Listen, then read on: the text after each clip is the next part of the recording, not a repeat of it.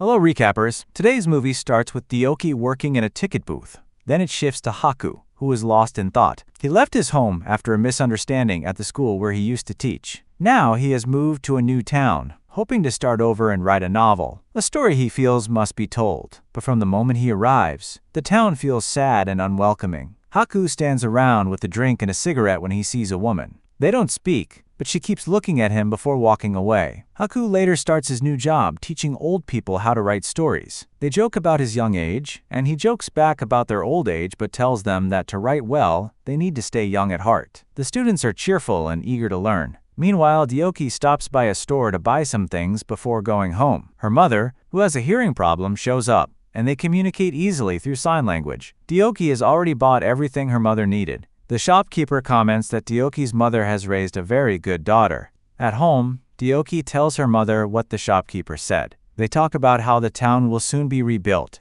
and that families like theirs will get compensation. This means they could move to Seoul, but Deokee's mother is more worried about her daughter's love life. She thinks it's time for Deokee to find a nice man and get married. Deokee understands her mother's concern and promises that things will get better. Later, Deokee and Hak-kyu meet again at the town's small amusement park. She works at the ticket office and jokes that he looks too serious to be having fun. Hak-kyu explains that he's not there for fun, but for work. He teaches a literacy and writing class, which piques her interest. She soon remembers him from the day they stood side by side in silence. Deokee enrolls in his class.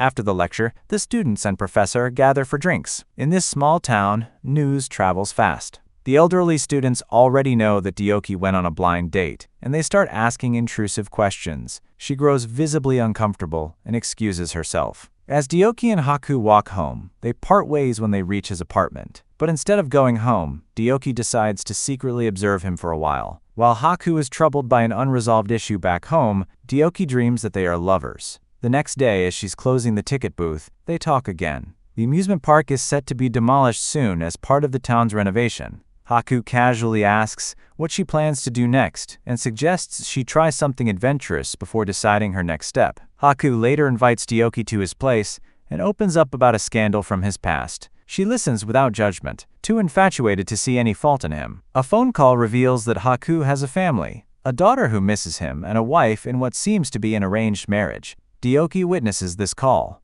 Hak-kyu boards a bus to return home to Seoul but changes his mind at the last minute and stays. He and Deokee walk back to his apartment in silence. When she says she feels hot, the air between them turns heavy with desire. Meanwhile, Hak-kyu's wife tells their daughter to forget about her father because he's probably cheating. The little girl insists on believing the best in him, much to her mother's annoyance. Later that night, Hak-kyu and Deokee sneak into the amusement park. They turn on one of the carriage rides and get inside. The small space offers privacy as they float through the air. Deokee confesses that she's fallen in love, and they melt into each other's arms, unaware that a guard is nearby watching them. Soon after, gossip spreads among the elderly townspeople about what the guard witnessed. Deokee's mother overhears and walks away, stunned. The others can't tell whether she heard them, as they're unsure if she's deaf or mute. Before long, Hak-kyu and Deokee are strolling through town like a new couple, openly showing affection. Hak-kyu even pays for a sketch of Deokee, watching her eyes light up with pride. The once dull town, with its flower-laden trees,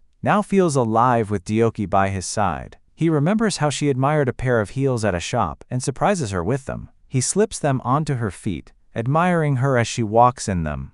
Passion quickly takes over. They undress each other as their rhythm builds, and Deokee tries to keep the heels on, sensing he'd want them to stay. Their bodies move in sync, slick with sweat, and between breaths she whispers that Hak-kyu is hers forever. The next morning, they enjoy coffee together. Hak-kyu takes a few sips before his desire for her returns. A phone call interrupts. It's his friend and colleague with good news. Hak-kyu's name has been cleared, and there's evidence proving his innocence. His job has been restored, and he can resume teaching next semester. His friend wants to visit his place, but Hak-kyu suggests they go out drinking instead to celebrate. That night, Deokee receives a call from Hak-kyu, telling her to go home. She covers the dinner she'd prepared and quietly leaves, an unreadable expression on her face. The next morning, when Deokee arrives, she finds last night's dinner tossed out and untouched. Hak-kyu packs his bags for Seoul, ready to return to his life, probably thinking he's leaving the town with no strings attached, until Deokee tells him she's expecting. Hak-kyu takes Deokee to an obstetric clinic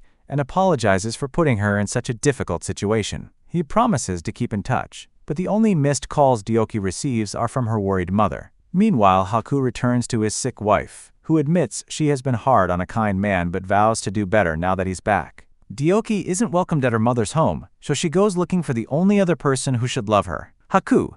She finds him at the school where he teaches. He takes her aside and makes more empty promises, ones she's growing tired of hearing. One of Hak-kyu's colleagues witnesses their encounter and warns him not to be so reckless.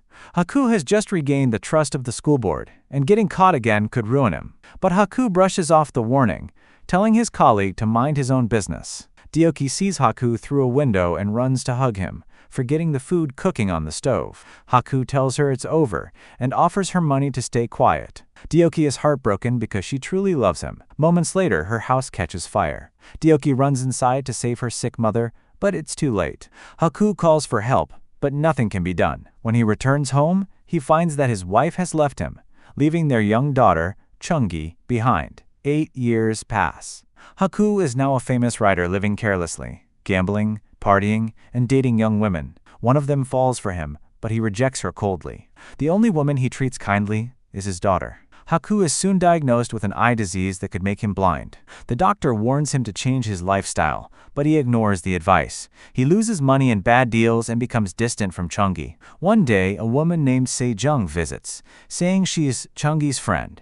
Hak-kyu doesn't realize she's actually Deokee. Pretending to care, she slowly gets close to him again. Chungi likes Sejong and lets her help by typing Hak-kyu's new novel. Sejong tells Hak-kyu about a doctor who might fix his eyes and takes him to the hospital. The doctor gives him hope for surgery and secretly cooperates with Sejong. Later, Hak-kyu asks Sejong to take him to a casino. Hoping to win money for the surgery, he gambles and loses everything. Still, Sejong doesn't stop him. Chungi eventually finds a drawing of Sejong and warns her not to act like her mother. Sejong quietly hints that her reasons for being there are much darker. Hak-kyu and Sejong grow physically close.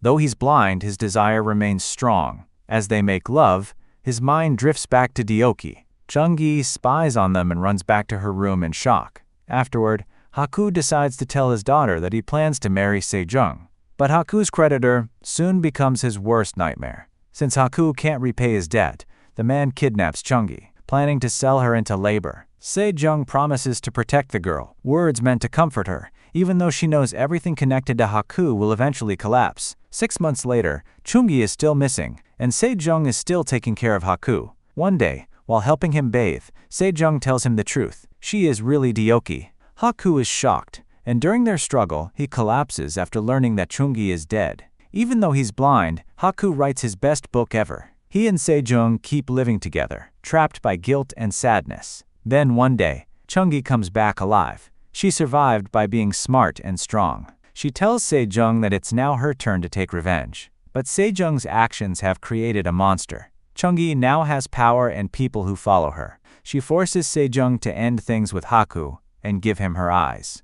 Hak-kyu doesn't know what's really happening. He only feels sorry for hurting Sejong and wishes they could begin again. Suddenly, both are knocked out so the surgery can start. In trying to get revenge, Sejong loses everything: her love, her vision, and finally herself. In the end, only Hak-kyu, the man who began it all, remains. And that's how our story ends. What did you think about the ending? Let me know your thoughts in the comments below. If you enjoyed this recap, don't forget to like, subscribe, and hit the bell so you don't miss our next breakdown.